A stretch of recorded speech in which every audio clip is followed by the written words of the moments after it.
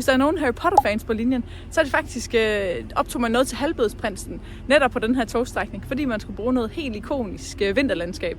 Grunden til, at jeg er på din skærm nu, det er, at jeg har brug for din hjælp. Jeg står nemlig her, fordi jeg er ved at udvikle en digital guide til en togstrækning fra Oslo til Trondheim med noget, der hedder Dovrebanen, og så tager vi lige en afstikker vestpå også med Raumabanen.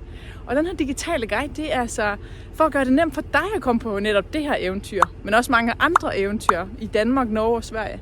Jeg ved nemlig, hvor meget planlægning der er med sådan en friluftseventyr, og der findes meget information på Google og så videre, men det er bare svært at finde rundt i. Så det jeg gør, det er, at jeg tager ud, undersøger alle tingene for dig, finder ud af, hvor skal du tage hen, hvor skal du ikke tage hen, og så samler jeg det hele i en ultimativ guide, alt fra pakkelister til regler, hvad må du ikke med overnatning og mine anbefalinger. Og jeg er jo selv uddannet friluftsvejleder, så jeg har masser af viden at dele ud af. Så det er altså ikke bare noget, du kunne have googlet dig til det her. Det er en ultimativ guide, som gør, at det eneste, du skal, det er at investere i guiden og pakke din taske ud fra den her pakkeliste, der er også med i guiden. Og så er du afsted. Men lad os prøve lige at tage med banen først og se, hvordan det ser ud. Jeg vil lige vise jer, hvor det egentlig er, vi skal hen på strækningen. Vi starter her i Dombås, hvor vi er nu.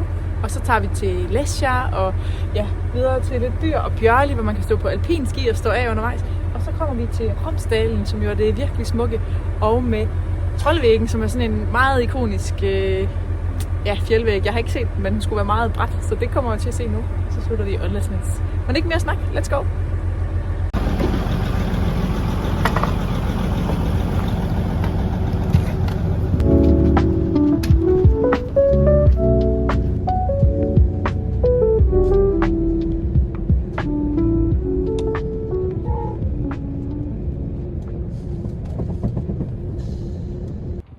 Så er jeg kommet frem efter at have været med Raumabanen, og det var godt nok en fantastisk tur. Den glæder jeg mig virkelig til at dele med jer i min guide. Du kan lige prøve at se, hvad vi er omgivet af her i Åndalsnes, så det er bestemt også en by, der er værd at se. Men det er fedt, du var med på rejsen, og jeg lovede jer at fortælle lidt om, hvad det handler om. Det gjorde jeg lidt, det her med de digitale guides. Jeg har brug for din opbakning, din økonomiske støtte til at udvikle de her guides. Det koster lidt. Og derfor har du helt konkret mulighed for at støtte med et helt valgfrit beløb, f.eks. 200 kroner, og så får du 150% igen i form af et gavekort til de digitale guides.